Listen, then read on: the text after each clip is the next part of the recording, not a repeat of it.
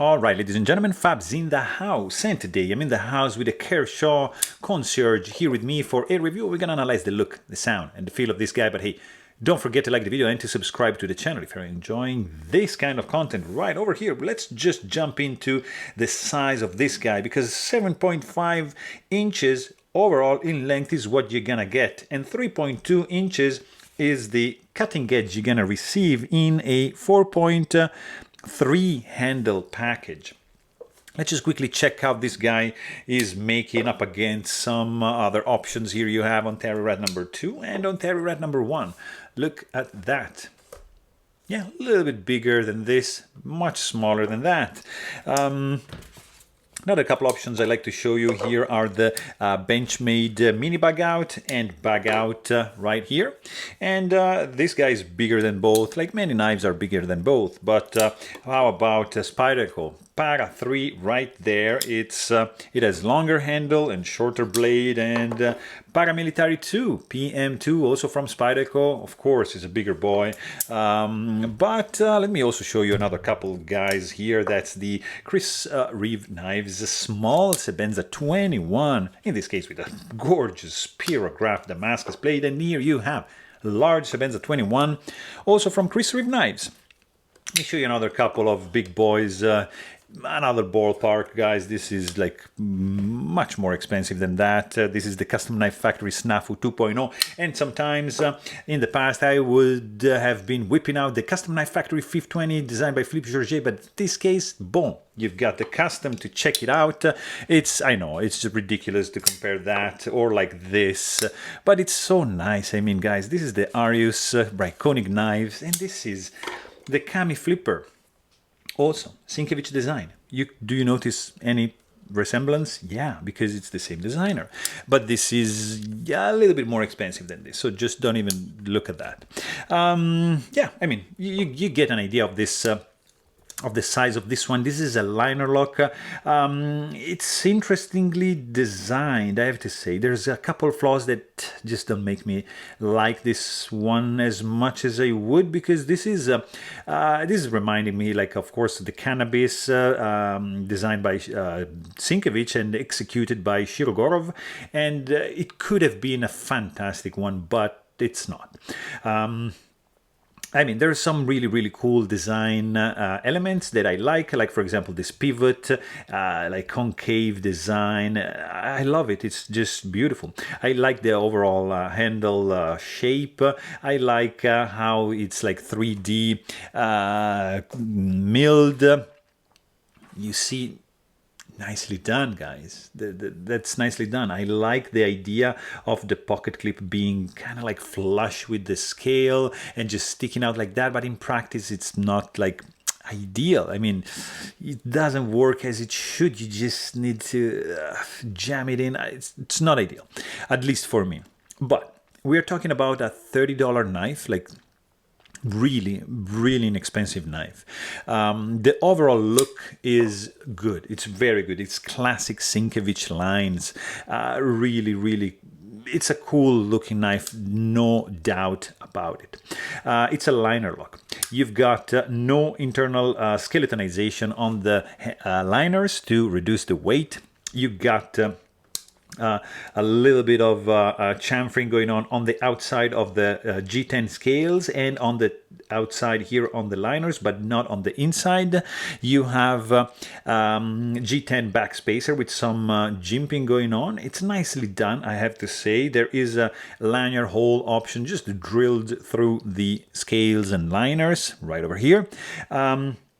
Blade looks pretty centered to me and safely recessed, so you're not going to be able to touch the tip. And also overall look when closed, it's really, really good. I mean, looks gorgeous. That's the main reason why I bought this knife. Flipper tab sticking out a little bit. It's nothing too crazy. You've got your jimping going on this side to be able to do easy light switch or push button, but it's going to be a slower deployment.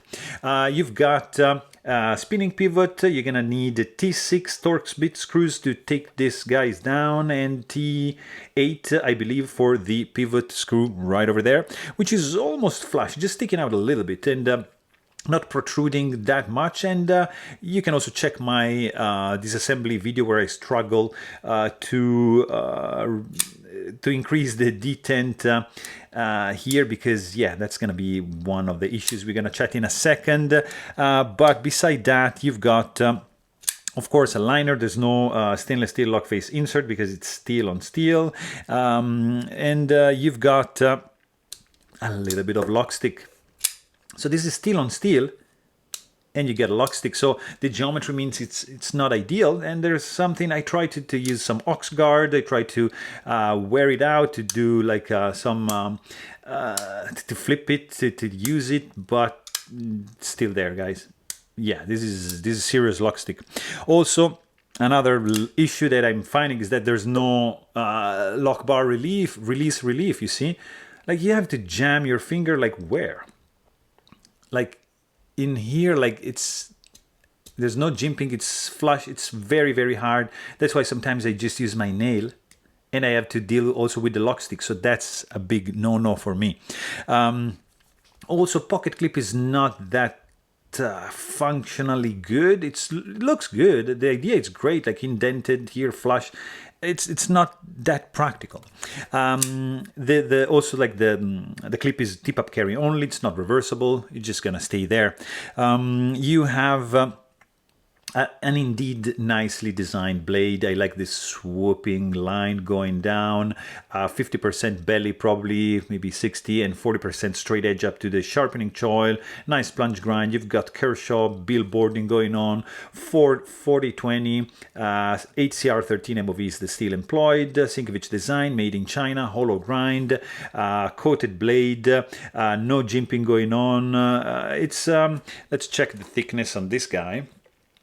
0.1045, and let's just check thinness behind the edge, 0.0170, so it's not that bad. I'm not a fan of this billboarding going on, but I like the blade shape a lot. Also the sound, yeah, no, kind of okay, not really. So it's not like, yeah, it's all right, but this is struggling with the sound is not ideal here. It's kind of like, I don't know, mushy. Here it's okay. It's not the best sounding knife, but when you close it like that, I personally don't like it. But let's just quickly check the weight on this guy, because it's not super light. I mean, it's dense. Look at that. Almost 4 ounces, 3.88 ounces in the pocket. It has no hot spots. Like, of course, this is like super low profile pocket clip, so no hot spots. Nicely designed handle on this side, because you see it's like at an angle, so it feels good in the hand. You have, it's not too sharp flipper tab. You have this area here, which needs a lot of love. It needs some jimping. It needs some relief here to be able to disengage it nicely. And of course, it doesn't need that lock stick for sure. So the feel, it's not great. It's easy to deploy, but also, like, it's super easy to fail.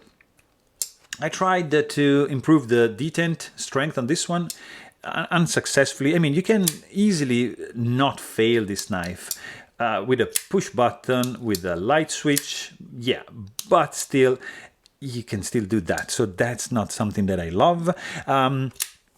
You can do a reverse grip kind of easily. Yeah, it's okay, works well. Not so much an advanced one, because there's not really a finger choil. It's a little bit on the slippery side, because it's kind of sleek and smooth. The texture on the scales, fit and finish is all right.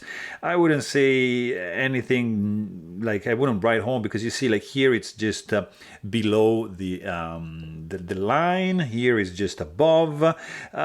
So there's of course like this issue here. So the lock stick, so the feeling is not like something I would write home about. You have no finger play. There is a lot of finger soreness introduced when trying to disengage the lock bar, not so much when you deploying the blade, but just mostly when you're trying to close the blade. Action is, yeah, this guy's running on bearings, but doesn't seem to benefit from that. You have to wiggle it vigorously to close the blade. You have, yeah, very, very little amount of detent suction, no detent ball ramp. Of course, it's not a big deal, but it's just there. So I mean, overall, this guy is looking great. On paper, it's a fantastic knife. It's really good. The problem is that the ergos they're good, but not when you want to close the blade for sure. And also there's the lock stick, which is pretty bad. And yeah, I mean, the sound is not that great. But I mean, it's a super budget-friendly knife.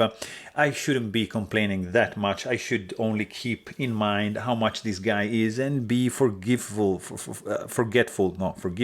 sorry, about the flaws on this one. So there you have it. Hope you guys enjoyed this video. Please don't forget to subscribe. And thanks for watching. Stay tuned.